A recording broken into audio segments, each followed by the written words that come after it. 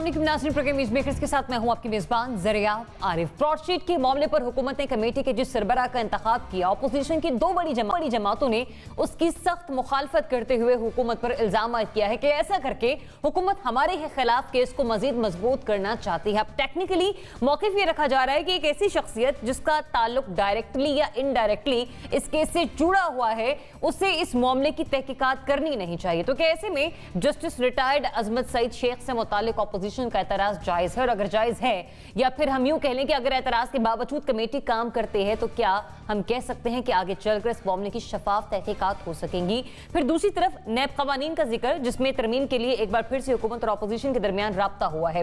अब आपको याद होगा कि ये कोई पहली बार नहीं है, क्योंकि माजी में भी इस मामले पर दो बार अपोजिशन और हुकूमत के दरमियान तफसीली बातचीत होती हुई नजर भी आई।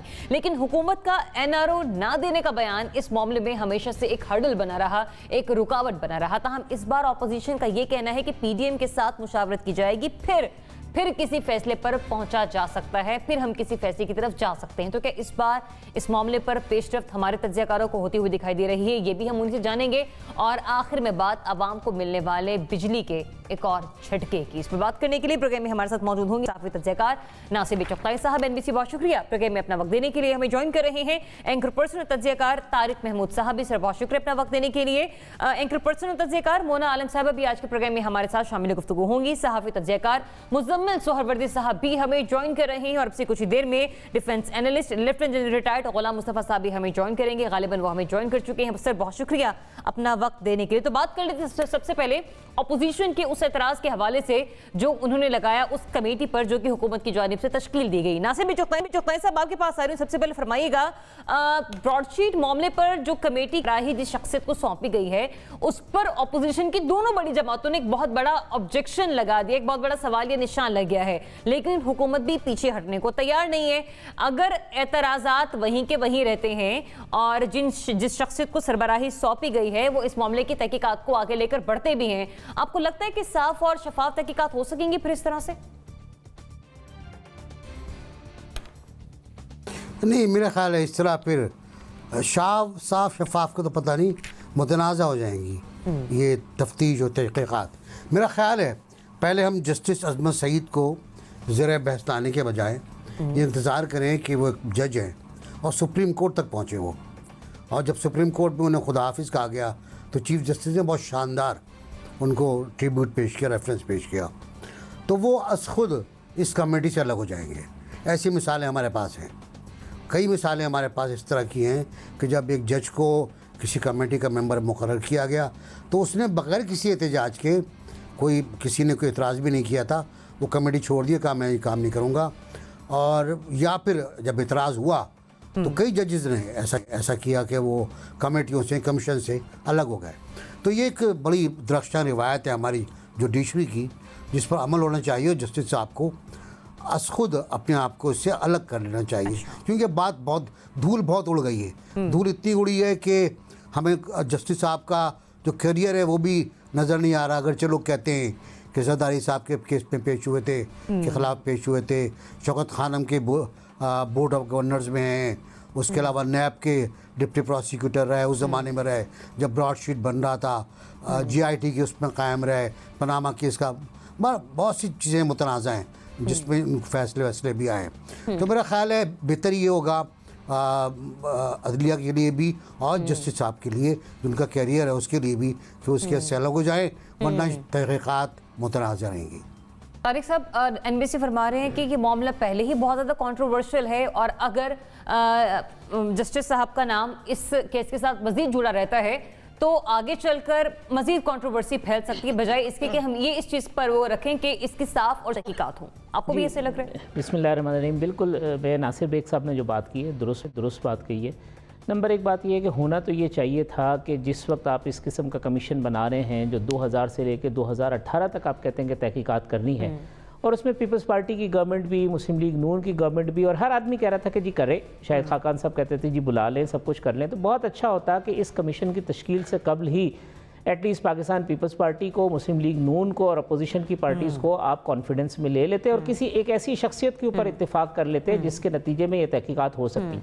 अब जो रद्द-ए-अमल सामने आया है उसमें JUI भी, पीपल्स पार्टी भी, नून लीग भी, सब ने कहा है कि जी हम मानते ही नहीं हैं। और अजमत सईद साहब की जो शख्सियत जो थी उसके तमाम मस्बत पहलू एक तरफ रह गए और तमाम मनफी पहलू सामने आ गए कि जनाब वो नैब के स्पेशल प्रोसिक्यूटर जनरल रहे, जिस वक्त ये हुआ तो वो डिप्टी प्रोसिक्यूटर थे, फिर उसके बाद जब वो पनामा का फैसला हुआ तो उस बेंच में शामिल थे, फिर ये ब्रॉडशीट वाला मामला क्यों नहीं पनामा बेंच के सामने उस वक्त लाया गया, क्यों उससे GIT ने खुफिया रखा, IT को नहीं बताया गया। तो बहुत सारी ऐसी चीज़ें हो गई हैं जो कंट्रोवर्सी जाके जुड़ गई है जाके, और यहाँ तक पहुँच गए कि जी वो शौकत खानम के बोर्ड ऑफ डायरेक्टर के अंदर भी शामिल है। तो मैं इस बात से बिल्कुल एग्री करता हूँ चुगताई साहब की कि मुझे लगता यह है कि अजमत सईद साहब जो है वो खुद एक डिग्निटी का मुजाहरा करते हुए कहेंगे कि मैं इस कमीशन की सरबराही लेने से इनकार करता हूँ। और उसके बाद अगर हुकूमत इसकी शफाफ तहकीकात करना चाहती, क्योंकि बहुत बड़ा पेंडोरा बॉक्स खुल गया है। जी। इसमें वो इदारा जो पाकिस्तान में करप्शन की तहकीकात कर रहा है, खुद उसके किरदार के ऊपर और उसके अंदर में जो अफसरान हैं उनके ऊपर बहुत सारे सवालिया निशान हैं कि वो क्या क्या होता रहा है, किस किस तरीके से पेमेंट्स होती रही हैं। फिर मामला इतना सादा नहीं है। अटॉर्नी जनरल जिसमें लतीफ़ खोसा साहब, बाबर एवान साहब, इसमें शाह महमूद कुरैशी साहब, हर पार्टी के नाम, फिर मौजूदा गवर्नमेंट में जो लोग बैठे हुए उनके नाम हैं। तो अगर इसकी तहकीकात करानी है तो फिर एक ऐसा ट्रांसपेरेंट कंसेंसस वाला कमीशन होना चाहिए, और फिर उस कमीशन की रिपोर्ट किसी जो है वो शेल्फ की नज़र नहीं हो जानी चाहिए कि उसके ऊपर जो है वो साला साल मट्टी पड़ती रहे और लोग उससे बेखबर रहें। तो तहकीकात करानी है कंसेंसस के साथ करें। और बड़ी बदकिस्मती की बात यह है कि हम 22 करोड़ लोगों के अंदर अफराद तलाश करते हैं कि कोई ऐसा गैर जानिबदार और एक क्रेडिबिलिटी वाला आदमी मिले जो आके उसकी तफ्तीश कर सके। तो इन हालात में शफाफ तहकीकात मुमकिन नहीं है। करना है तो फिर कंसेंसस के साथ करना होगा। जनरल साहब, ट्रांसपेरेंट होनी चाहिए तहकीकात और शफाफियत के साथ होनी चाहिए। कुछ एक ऐसा जॉइंट कमीशन जो है वो तश्कील दिया जाए। अपोजिशन की तो ये भी राय है कि आप सेनेट होल कमेटी बना दें, उसके साथ ये मामला आगे बढ़ सकता है। मतलब ये कि हम तहकीकात करें ही ना तभी बात बनेगी आगे, और यूं ही जो उछाली जा रही है लग रहे हैं शुगल में, तो यही काम चलेगा इसका। देखिए, चाहे अजमत शेख साहब हो, मैं फ्रेंकली इनको जानता नहीं, जो इनके बारे में बातचीत सोशल मीडिया में यही देखा है हमने। आप किसी एक शख्सियत को पाकिस्तान में आज बता दीजिए जो गैर मुतनाज़ा है या उसको रहने दिया गया है।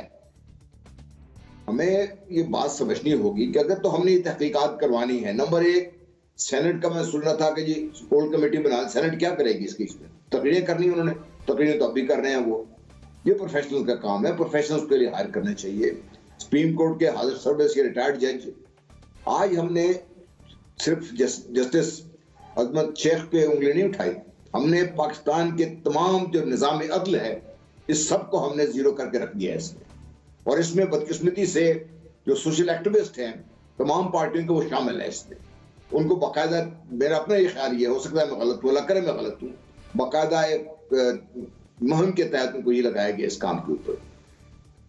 आप मुझे बताइए कौन सी ऐसी शख्सियत है हमारे जो सुप्रीम कोर्ट में पहुंची है हाई कोर्ट से होकर रिसेंट हिस्ट्री में, जिनका किसी न किसी से ताल्लुक नहीं रहा। अगर वो वकील थे तो किसी न किसी का वकील रहे होंगे, किसी के खिलाफ रहे होंगे, कहीं ना कहीं तो काम किया होगा इसमें। फिर इस सारे मामले को देखिए, जो टारगेट क्या है, ब्रॉडशीट, बहुत कसूरवार लोग हैं इसमें, इसका बिल्कुल सामने आना चाहिए।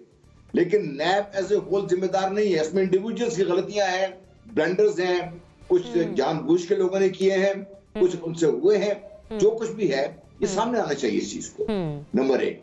नंबर दो, जो अपोजिशन नुक्ता अगर आप देख लीजिए, चाहे वो नून लीग है, पीस पार्टी है, दूसरे लोग हैं, उन सबको अगर नुक्ता हम मान लेते हैं तो आज क्या हम ये कहना चाहते ये हैं कि इसको हम यहाँ पर रोक दें, जो था जिस तरह पहले शुजात साहब का बहुत है, इसमें मट्टी पर आगे चलते जाए हम लोग सारे। किसी न किसी स्टेज पे तो आपको सब ये खोल के सामने लाना है। और इसमें ये ऐसा केस है जिसमें क्रॉस द बोर्ड तकरीबन तमाम लोग ही इसमें इनके नाम आ रहे हैं बीच में, चाहे वो मिलिट्री लीडरशिप थी या पीस पार्टी थी, नून लीग थी या पीटीआई है।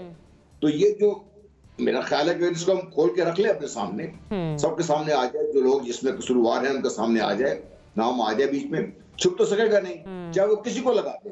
सही आप जनरल साहब, लेकिन ये फरमा रहे हैं कि माजी के कुछ बड़े केसेस हों या बड़े ओहदे हों, शेख अजमत साहब उन चूंकि केसेस का हिस्सा रहे हैं, फिर जितने बड़े केसेस होते हैं, जितने बड़े मामलात होते हैं, वो कंट्रोवर्शियल तो हो ही जाते हैं, इसलिए हम उनकी बताइए ना कौन सी ऐसी शख्सियत है, ठीक है, कौन सी ऐसी शख्सियत है सुप्रीम कोर्ट में बैठे हों या हाई कोर्ट में बैठे हों जिनके ऊपर ये इल्जाम लगा देते। आप आज किसी का नाम निकाल के लिख दें, शाम तक उस सोशल मीडिया उसको उठाकर बिल्कुल चीर फाड़ के रख देगा इसमें। ठीक है, आप अगर करना चाहते हैं फिर ये आपको कड़ा घूट लेना पड़ेगा, करना पड़ेगा। मोना, हमें पनामा का फैसला भी याद है 3:2 का, और उस पर ऑब्जेक्शन भी सामने आई थी ऑपोजिशन की जानिब से, जिन जजेस के हवाले से जो फैसला था वो खिलाफ दिया गया था। वज़ीर दाखिला कह रहे हैं कि ये पनामा से भी बड़ा स्कैंडल है, यानी कि पनामा प्लस, और तनकीद करते हुए उन्होंने जस्टिस क़य्यूम अली का नाम ले लिया ऑपोजिशन को बात करते हुए। अगर इस तरह से उनका बयान रहता है, मतलब वो भी अपने फैसले पर कायम रहते हैं कि सरबराही नहीं चेंज की जाएगी, तो फिर कैसे मुमकिन है शफाफ तहकीकात? तो मुतनाज़िर रहेगा मामला फिर। बिल्कुल यही अभी तक नजर आ रहा है ज़रियाब, ये बात दुरुस्त है। हत्ता ये कि आपने क्योंकि पनामा का भी जिक्र किया, तो पनामा में भी मुझे लगता है और शुरू से हर कोई इस बात का हामी रहा है कि पनामा में सिर्फ नवाज शरीफ साहब या शरीफ फैमिली के नाम नहीं थे, दीगर लोगों के भी नाम थे। और उस वक्त बात ये हुई थी कि जी हम शुरू टॉप से करेंगे, यानी प्राइम मिनिस्टर से करेंगे, देन प्राइम मिनिस्टर, और उनके बाद फिर दीगर के हवाले से भी स्क्रूटिनाइज उनको भी किया जाएगा। तो मुझे लगता है वही बात, ये भी मैं इसी हवाले से आपके तवज्जुह से ये भी रिआइटरेट करना चाहती हूँ कि अगर वो बात थी तो मुझे लगता है उसको भी उसी तरह से आगे बढ़ाया जाए। बिल्कुल ये बात दुरुस्त है कि नवाज शरीफ साहब वापस आए और अपने केसेस का सामना करें, एब्सकॉन्डर हैं वो from the legal system and courts of Pakistan, लेकिन हैविंग सेड दैट दीगर भी नामों को प्रोब किया जाए जो कि उस स्कैंडल में थे। अच्छा, अब बात ये है कि ये जो ब्रॉडशीट वाला मामला है, बिल्कुल मैं 100% अग्री करती हूँ। जो हमारे साथी ये भी कह रहे थे कि इस पे कंसेंसस होना चाहिए, वरना कंसेंसस के बगैर तो पॉइंट ही कोई नहीं है। वाकई ये बात कंट्रोवर्शियल रह जाएगी। ये एब्सोल्युटली, इसमें कोई शक नहीं है कि ऑपोजिशन के साथ बैठकर फिर फैसला करना चाहिए था कि इसका सरबराह कौन हो, इस कमीशन में जो मेंबरान है वो कौन हो। अब मेंबरान के बारे में भी दीगर का यही कहा जा रहा है कि वो भी जस्टिस रिटायर्ड अजमत सईद साहब जो हैं वो फैसला करेंगे कि दीगर मेंबरान कौन हो। नहीं, मुझे लगता है ये ऑपोजिशन गवर्नमेंट दोनों के कंसेंसस से, पार्लियामान के कंसेंसस से ये फैसला होना चाहिए था। अच्छा, लेकिन मुझे ये इसमें भी शक नहीं था कि जैसे ही अजमत सईद साहब का इसमें नाम आया तो कोई भी चीज ये इंसान प्रिडिक्ट कर सकता था। कोई भी, मुझे लगता है most of us could have predicted this कि इसको ऑलरेडी ऑब्जेक्शनेबल इसके ऊपर बना दिया जाएगा कि जी इनको क्यों हायर किया गया है। अब उनके खिलाफ जो है वो मनफी ट्रेंड्स भी चलना शुरू हो गए।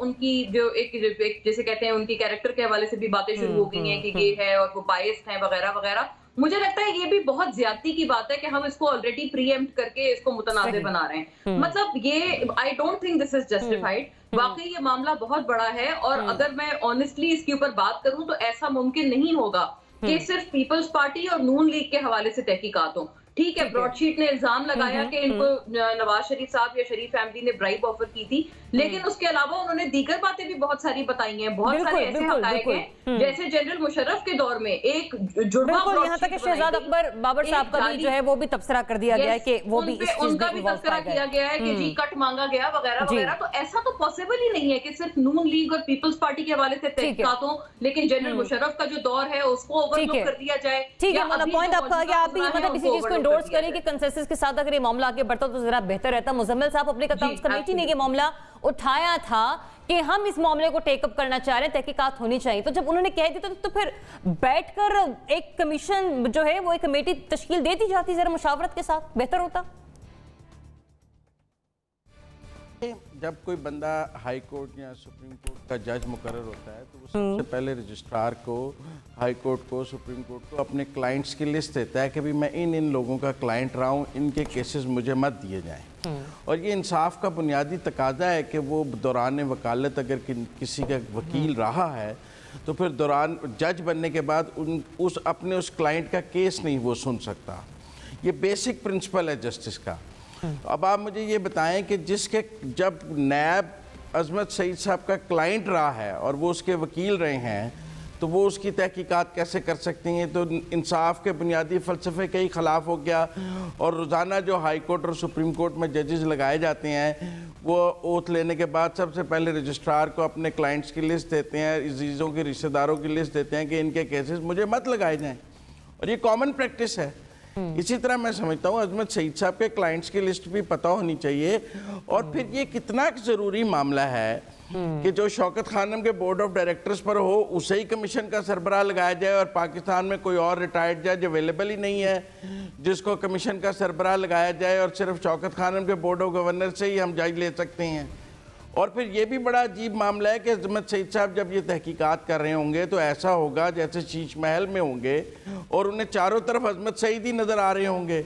इधर बैठ के वो पूछेंगे कि नैब ने ये 2000 में ऐसा क्यों किया, और फिर कुर्सी के दूसरी तरफ जाकर बैठ के बताएंगे कि जी नैब ने ये इसलिए किया। फिर कुर्सी के इस तरफ बतौर जज के तौर पे आके बैठ जाएंगे और कहेंगे कि आपको ऐसा नहीं करना चाहिए था। फिर कुर्सी के उस तरफ जाके बतौर मुल्ज़म बैठ जाएंगे कि नहीं हमें ऐसा ज़रूर करना चाहिए था। ये निज़ामी इंसाफ का इससे खूबसूरत मजाक नहीं ठीक है, मतलब आप कह रहे हैं कि इस तमाम मामले की इंक्वायरी की शफ़ाफ़ियत पर मैं वो शेर पढ़ना नहीं चाहता जी, मैं वो शेर पढ़ना नहीं चाहता कि कौन शीश महल में दाखिल हुआ और उसको चारों तरफ कौन ही नजर आने लग गया और उसको फिर सब लगा कि सब तरफ मैं हूं।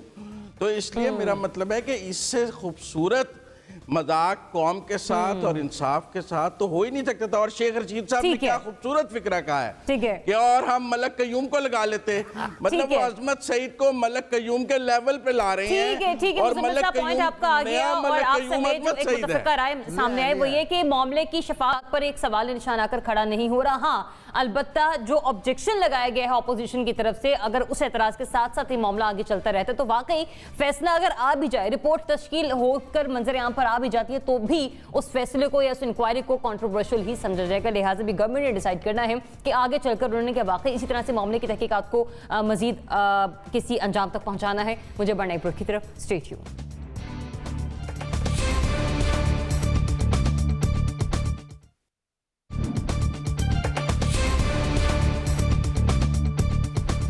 Welcome back. नाज़रीन, नैब कवानीन में तरमीम के हवाले से अपोजिशन और हुकूमत के दरमियान एक बार फिर से रब्ता हुआ है और कहा जा रहा है कि 2019 में जो नैब कवानीन और नैब ऑर्डिनेंस सामने आया था उसके अंदर तरमीम की जाएंगी और उस पर अपोजिशन से मुशावरत के बाद ये सिलसिला आगे बढ़ाया जाएगा। हमने माजी में देखा है कि बारहा हुकूमत की तरफ से जब पेशकश सामने आती है तो ठीक 2 से या तीसरे रोज टॉक शोज में या फिर प्रेस कॉन्फ्रेंसेज में वुज़रा की जानिब से NRO नहीं दिए जाने की बातें सामने आना शुरू हो जाती है, जिसके बाद वो जो मामला है वो वहीं पर दबकर रह जाता है। इस बार ऑपोजिशन की जानिब से कहा जा रहा है कि PDM में पहले ये मामला डिस्कस किया जाएगा, उसके बाद जाकर हम ये डिसाइड करेंगे कि क्या वाकई इस मामले पर पेशरफ्त होनी चाहिए। जनरल साहब, आपसे आगाज करेंगे, फरमाइएगा, आपको लगता है कि इस बार कोई पेशरफ्त हो सकती है इस मामले पर?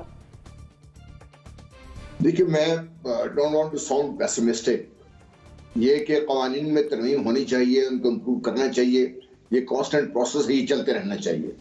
इस हद तक तो मैं एग्री करता हूँ, होना भी चाहिए ये, क्योंकि कोई भी परफेक्ट है नहीं सिस्टम, इसको तब्दीली की टाइम के साथ साथ जरूरत होती है। नैब के कानून में भी बहुत सारी तब्दीलियों की, इम्प्रूवमेंट की जरूरत है, ये सब इसको तस्लीम करते हैं। लेकिन क्या ये हम कर पाएंगे? ये सिर्फ उसी वक्त कर सकते हैं जब हम जो अपोजिशन PDM में बैठी हुई है उनका नुक्ता नजर को तस्लीम कर लेंगे। और नुक्ता नजर पहले आ चुका है, जब ये फैटर के सिलसिले में कवानीन की बनने की बात हो रही थी तो जो PDM की तकरीबन तमाम जमातों ने मिलकर जो तरामीम पेश की थी, अगर उन्हीं पे अब बात होनी है फिर तो बात आगे नहीं बढ़ेगी। अगर मीनिंगफुल है और हुकूमत इसमें सीरियस है, सिर्फ हुकूमत भी एक कोई सियासी चाल नहीं चल रही, तो मेरा ख्याल है कि इसको आगे बढ़ना चाहिए। वो अपने सियासी इख्तिलाफात अपनी जगह, लेकिन इन कवानीन से सिर्फ अपोजिशन और गवर्नमेंट के लोग अफेक्टेड नहीं है, बल्कि पूरा पाकिस्तान भी अफेक्टेड। तो मेरा ख्याल है इम्प्रूव तो होनी चाहिए, लेकिन हो पाएगा? सॉरी, मेरा ख्याल नहीं कर सकते ये लोग। तारिक साहब, आपको कोई पेशरफ्त नजर आ रही है? नहीं, मुझे बिल्कुल भी पेशरफ्त नज़र नहीं आ रही है। 8 माह रह गए हैं चेयरमैन नैब के टेन्योर के, जावेद इकबाल साहब के। कुछ ऐसी चीज़ें थी जिस पे पॉइंट ऑफ कंसेंसस था अपोजिशन का भी और हुकूमत का भी। वो क्या थी? मिसाल के तौर पे जो ज़मानतें हैं उनका इख्तियार जो नैब अदालतें उनके पास नहीं है, वो हाई कोर्ट के पास है, इसके ऊपर कंसेंसस था। रिमांड की जो मुद्दत है 90 दिन, उसको कम करने के ऊपर कंसेंसस था। जो 10 करोड़ की लिमिट थी उसको कुछ बढ़ाने पे कंसेंसस था। अपोजिशन की 1 अरब ले जाने की थी, वो शायद 50 करोड़ की बातें हो रही थी। कुछ और ऐसी चीज़ें थी जिसके ऊपर ख़ुद हुकूमत भी कह रही है और अपोजिशन भी कहती है कि इसमें तरमीम होनी चाहिए, लेकिन ये सारा मामला ख़ुद ख़राब हुआ है ज़्यादा हुकूमत की तरफ से। उन्होंने ये जो चीज़ें जितनी भी अपोजिशन की अमेंडमेंट थी उसको पोर्ट्रे किया आवाम के अंदर कि ये NRO के ऊपर बात हो रही है और इस आड़ के अंदर वो अपने कंसेशंस लेना चाहते हैं। तो एक कानून साजी का अमल जिसके नतीजे में एक इदारे में बेहतरी लाई जा सकती थी, उसको एक कंट्रोवर्शियल कर दिया।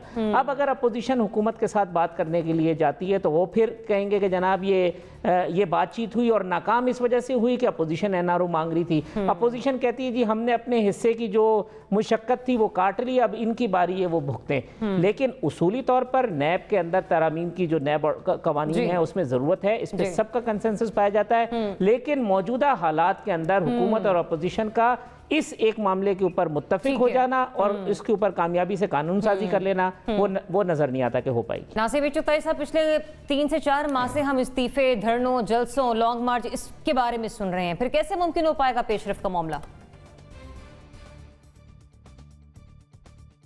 नहीं, तारिक ने बिल्कुल सही कहा कि क्या क्या इशूज़ थे, किन किन बातों पर इत्तफाक राय था और भागी हुकूमत है। PDM वीडीएम का कोई मसला नहीं है, हुकूमत स्क्रिप्ट लेके भाग गई, पूरा ड्राफ्ट लेके भाग गई, कमेटी रूम से भागी है और उसके बाद चोर डाकू लफंगे NRO और NRO के 34 पॉइंट और पॉइंट कोई लहरा रहा है, कोई दिखा रहा है, सामने कोई लेके नहीं आया। तो मेरा ख्याल है कि मुतअस्सिर से शिकायत न की जाए। मुँह से नकली का प्यारा शेर है, मुज़म्मिल को सुनाऊँगा। मुज़म्मिल आज शेर व शायरी के मूड में है। ऐ मोह तो सी भी शहर तुझसे हमको नहीं शिकायत, हम खुद ही दिलो जां की तबाही का सबब हैं। तो PTI खुद ही दिलो जां की तबाही का सबब हो गई। अब जब वक्त आएगा तो यही कवानीन उनके खिलाफ इस्तेमाल होंगे। 8 महीने बाकी हैं जाने में। अब उस 8 महीने से पहले एक कानून के मुताबिक, ट्रेडिशन के मुताबिक एक अमल शुरू होगा मुशावरत का। क्या वो शुरू हो पाएगा?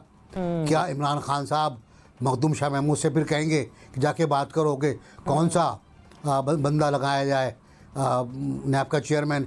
मुझे लगता नहीं कि ये मुशावरत भी हो पाएगी और मुझे लगता नहीं कि अब अपोजिशन नैब में किसी मानी खेज तरमीम पर मुत्तफिक होगी। उनकी नज़र तो मुस्तकबिल पर है कि जब मुस्तकबिल आएगा, कभी आया, तो ये भी इसी कानून के तहत गिरफ्तार होंगे। इनको भी 90 दिन का रिमांड पे जाएंगे और ये भी 2-2 साल तक जुडिशल रिमांड पे रहेंगे जेल के अंदर। 2 लोग हैं अभी भी। खुर्शीद शाह को तो हम भूल ही गए। खुर्शीद शाह पत्नी कब से बेचारा सक्खरे पड़ा हुआ है, तो 2-2 साल तक रहेंगे रिमांड पर।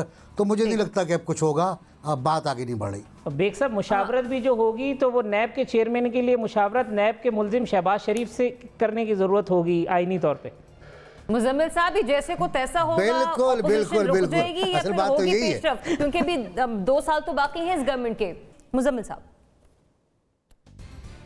देखिए, मैं समझता हूँ कि हम एक चीज़ को भूल रहे हैं इसमें कि मार्च के बाद, सेनेट के इलेक्शंस के बाद PTI के पास सेनेट में अक्सरियत आ जाएगी और वो इस पोजीशन में आ जाएंगी कि वो सेनेट में कानून साजी, अपनी जो कौमी असम्बली में वो कानून साजी करें, उसको सेनेट से भी थ्रू कर सकें अपने इत्तेहादियों के साथ मिलकर।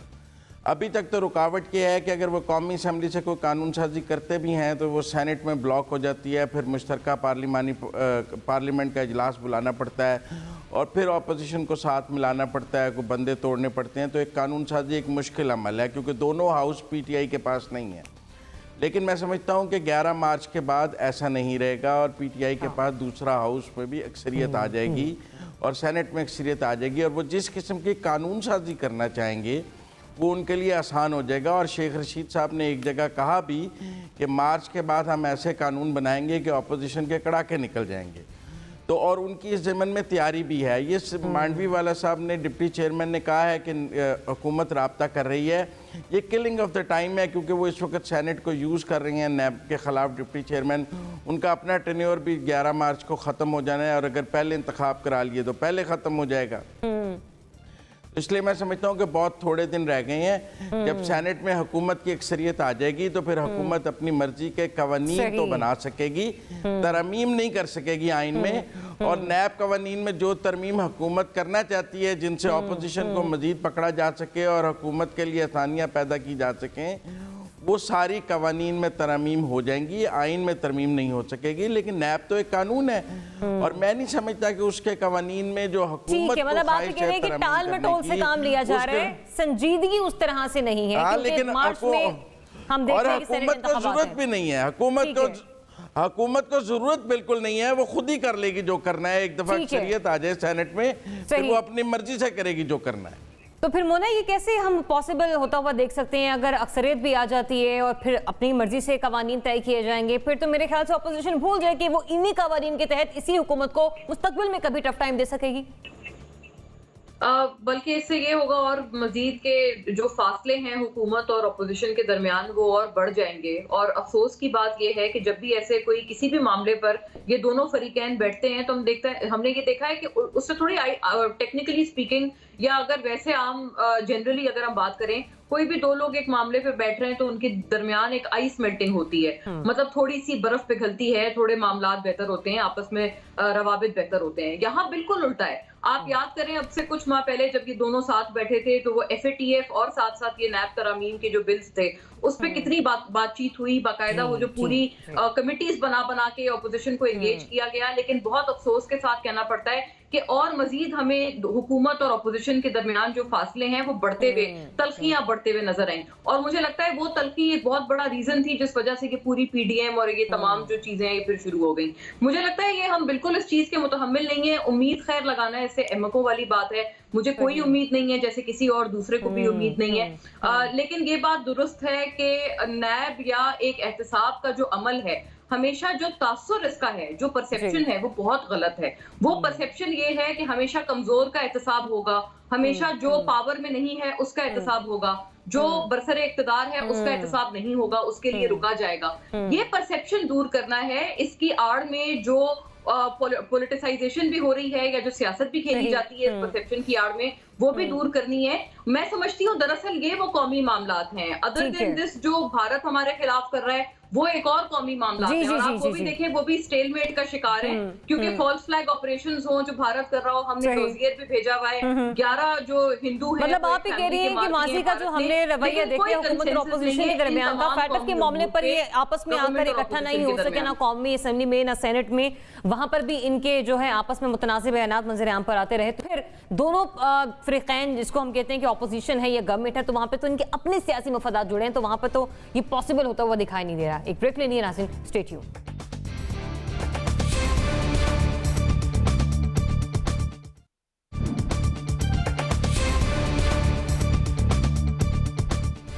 जी वेलकम बैक। नाज़रीन, इस हुकूमत ने आवाम को एक बार फिर से बिजली का ज़ोरदार झटका दिया है और बिजली के जो यूनिट है उसमें इजाफा करते हुए ₹1.95 की जो रकम है वो बढ़ा दी है। लेकिन जवाब ही पैदा किया जा रहा है क्योंकि जो मासी की हुकूमतें हैं उन्होंने इतना बोझ डाल के रखा, वो तो ₹9 हमने बढ़ाने थे, लेकिन हमें आवाम का एहसास है इसलिए हमने आवाम पर मजीद बोझ नहीं डाला, ₹1.95 का इजाफा किया है। तारिक साहब, आपसे आगाज करें, बताइएगा ये माजी की हुकूमतों का बोझ ये हमारी इस आवाम को और हमें मिलकर कब तक उठाना पड़ेगा?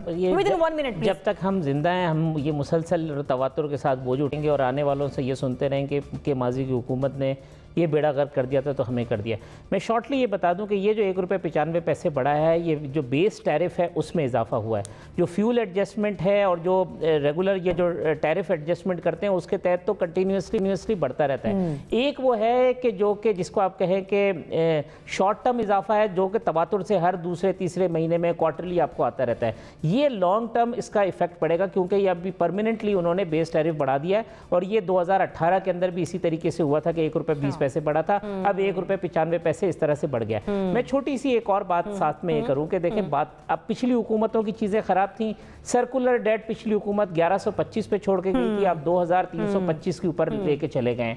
और इस तरीके की जितनी चीजें आपने कहा था दिसंबर 2020 में सर्कुलर डेट खत्म कर देंगे, नहीं खत्म कर सके, उसका इजाफा सामने आ गया।